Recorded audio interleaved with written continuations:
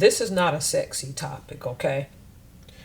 And for that reason, I'm going to give you shout outs. And those shout outs themselves is a revelation that this is not going to be a sexy topic. The article itself is short. And before I continue, pardon the noise in my background. Because it doesn't shock me that Labor Day weekend, my bad. People would want to make noise at a time of rest. People here want to make noise. Up until I started doing YouTube again, my neighbors were not as loud. I don't know what the malfunction has been in the last few years. Okay, so now I got that rant out of the way. Just a shout out I'm about to give alone before I read this article are an indication of where this conversation is going to go. So let's start with Vegan Kings. Here's the harsh reality. I told y'all in some videos months ago. People are critical of veganism, but you have to understand that the climate we're in, that's gonna be an option or gonna have to be an option for some people. What in this inflation have they told you all is going to go up in price? They're saying beef right now, but I'm already seeing YouTube videos of people complaining about chicken. Turkey has always been cheap because it only goes up at Thanksgiving time when people want to put a turkey on the table. But with the way things are going, I suspect that people are going to jump on a bandwagon, go to turkey, only to find out that turkey is going to become as expensive as the other meats. I still see this with other alternative meats, including elk and buffalo, because most of you aren't going to get out and hunt. The only two ways you're going to get meat is to buy local, which means that could be more expensive if you go straight to a farm. Or you're going to have to learn how to hunt and fish and do your own thing. And most people aren't going to do that because we've lived a time of fat in the United States. Therefore, because vegetables are relatively faster and easier to cook, you're probably going to have to learn alternatives, including making rice milk. And I'll get with Vegan Kings to see if he knows how to make homemade rice milk from scratch. I got to learn to make it for myself. The point is that for some of you, in the climate we're in, because you're not taking this seriously, you may have no choice but to turn to some vegan options. Not that you have to be full-time vegan, but you're going to have to give up meat. So just be prepared for that. At that point in the video from months ago, I was gentle about it. Looking at the current prospects now, I can't be small-handed. I have to be heavy-handed with this topic. The next person I'm going to segue to is Hook It Up Homestead. People are complaining about produce. You're going to start having to eat local and grow things based on what's in your surrounding area. And by the way, hats off to Hook It Up Homestead because her subs have grown. She is now at that 100. I didn't even realize she got there because August was such a busy month for me. And it was shaped up to be a busy month, of course, because I recorded this on 29 August. But I'm going to put it out in September because I want y'all to enjoy your Labor Day weekend. The point is you're going to have to learn to eat varieties that are more of your own climate and things that come from other climates. You're going to have to learn and understand that you're going to pay more money for that.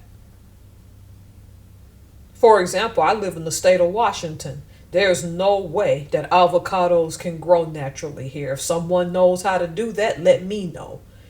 Personally, that's unnatural. I haven't seen people grow pineapple here either. You got to be prepared for those things, and your best preparedness right now is to go to a dollar store if you can. Get some seeds. It's still technically summer.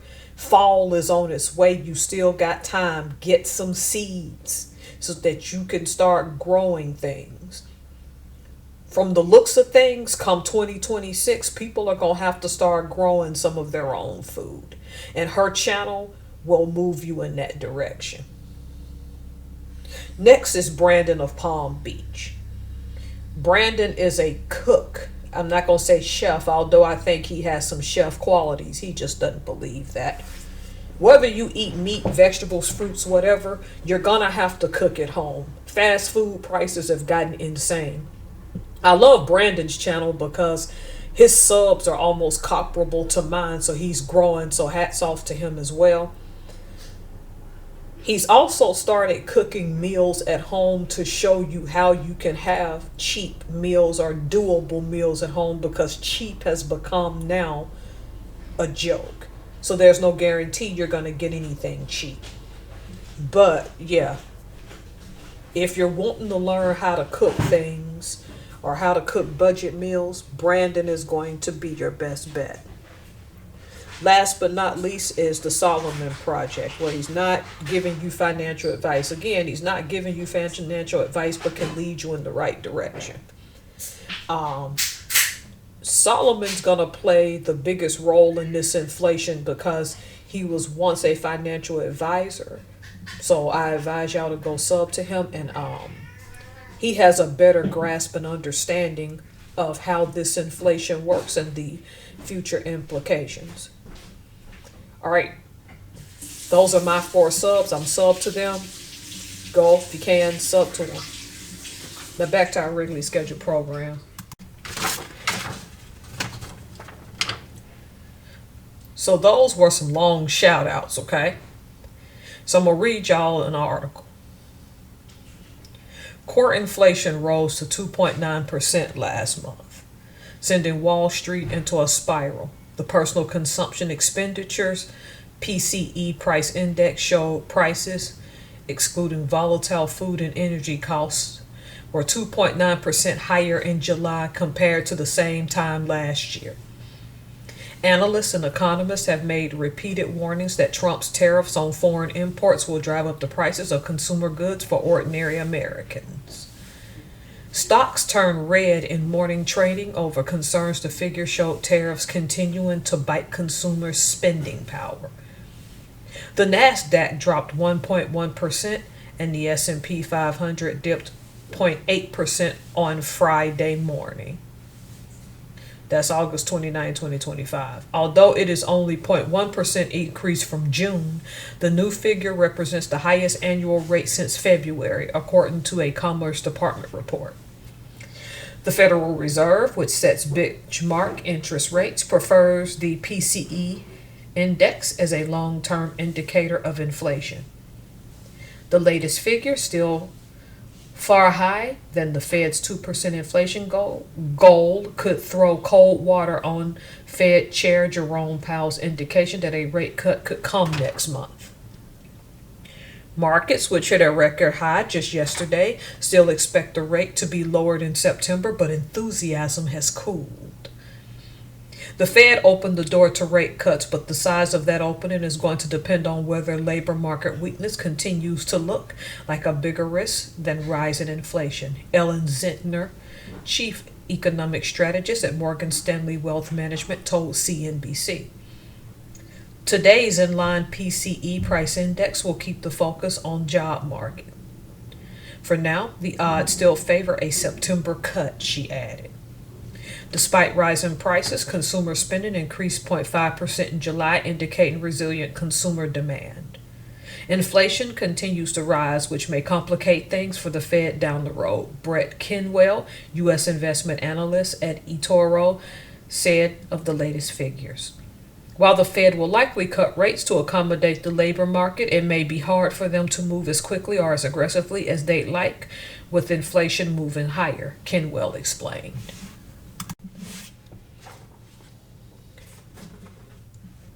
Let's talk practicality. Skewing my words, y'all, here. How does this, even if you don't keep up with the markets, affect you?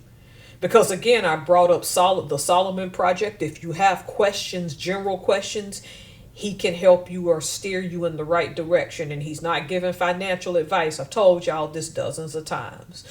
Okay, so see, this stuff affects you whether you want it to or not.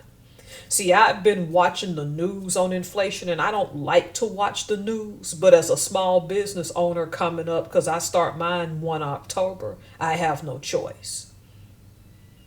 Also, because of gifts, I want to get people from different countries. Let me give you 2 examples of how I found out just this fast that this affects me, and 1 example that I've learned it's okay to cut back. So let's discuss the cutback first. You know, most of our avocados come from Mexico, right? And Mexico is on the list of countries that has halted shipments to the United States. I don't know if avocados are a part of that plan. But trust and frickin' believe that people have already made YouTube videos demonstrating that avocados have gone up. Don't think when this inflation goes down, those prices will go down. If they know you're gonna pay that much, they're gonna keep it at that price. And because people like avocados for a very obvious reason, they're gonna keep buying them. Me personally, in my own household, we either cook with either olive oil, which I'm normally using olive oil from the Jordan Valley of the Kingdom of Jordan, and olive oil. Does it also affect avocado oil? These are questions I have to ask myself and even go research. Let's use the 2 examples now where it hurts me from both a personal and professional standpoint. New Zealand plays a big role in my business as a person who is trying to start a soap line, because there are 2 key ingredients in my soap that New Zealand is Grand Central Station for what I want to do. Number 1, Manuka honey is solely from New Zealand. I'm grateful that I already have a jar, because it's going to go in one of the woman specific scented soaps I'm going to make, and I'm just waiting to start and make that in September.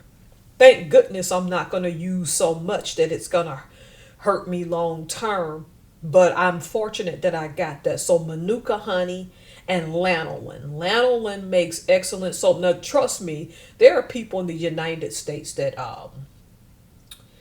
have sheep and make their own lanolin. New Zealand has more sheep than people. So sheep type products would probably be one of their greatest exports. But it's a well-known fact that New Zealand makes the best lanolin in the world. And I have not managed to get my lanolin from New Zealand yet. So guess what's going to happen? If I ordered it right now for whatever soap I wanted to make it for, is halted. And because I'm trying to sell a high-end product, I just prefer New Zealand lanolin. Not that lanolin here in the United States is of poor and lower quality. I just want the world's best lanolin for my soap. United States can't be the best at everything. New Zealand has that. Now let me give you an example, the personal example, and that would be Australia. See, there's a company in Australia you can find on YouTube that sells a candy called lollies. And this is where this is my fault. And the name of that company is Sticky. See, the Solomon Project kind of got mad about another sub, DeAndre Dobbs, getting a bigger box than he. And I procrastinated on this before this got bad. So I was going to order some sticky lollies, which are homemade candy for his children. And I wanted to get them what's called the Australian bush flavors. So those 2 little baggies of candy that I could have bought, or 3 little baggies, one for each of his 3 kids in his current household, could have easily cost me a fortune to now send. But what difference does it make when Australia is halting shipments? rightfully so, to the United States. So now, if I wanted to buy those lollies to put in his box for the children, I can't do that anymore. I know the Solomon Project don't mind. What am I telling you? That it doesn't matter that it's professional or personal. All of this is about to hurt all of us. Did you peep when I said ordinary Americans? Who are ordinary Americans? That's most of us. YouTube doesn't necessarily make you famous. There are people on YouTube with 100K plus subs, and if you're not subbed to them, you may have heard them in passing but have no clue who they are. That makes them ordinary. They're just online. This is not a video of gloom and doom and to make you mad. But for the first time ever, you can no longer just blindly shop for things for your household. You must count the cost and be willing to pay for things. Again, I love a store overseas called Style We. Won't order from there right now. But in my defense, because I prefer to start my business, I don't want to be spending money on clothes, because I don't need to be too cute to make soap. But the point about it is, when I bring up Mexico with avocados, because avocados play a central role in the oil that I use to cook in my household. When I bring up the lanolin and the Manuka honey, because Manuka honey is specifically New Zealander. Go look that up. When I bring up the sticky lollies in Australia, I'm telling you that the things you are accustomed to, it's not that those days are gone, because the United States has a great relationship with most of these countries who've halted shipments. Even Great Britain, like their teas, like, oh my goodness.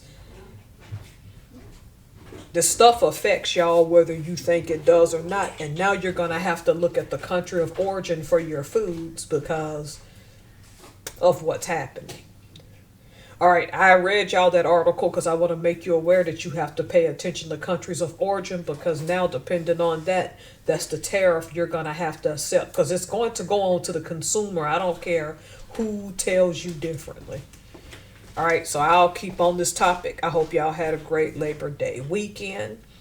If you got questions, feel free to ask. It's not a lot that I know, but you got to know where something's shipping from, because you may be in a position to have to incur that cost. Oh, by the way, let me get on Etsy and get me some more of that Jordanian olive oil before we start ticking the Middle East off as well. May need to get some shea butter too, because sooner or later Africa's going to follow. And at this point, who can blame them? All right. Don't get mad. Just plan well for your households. Know what you all love. Know what you can stock up on. Know where things come from and the extra costs they're going to incur. All right. Thank you all for watching. Have a good day.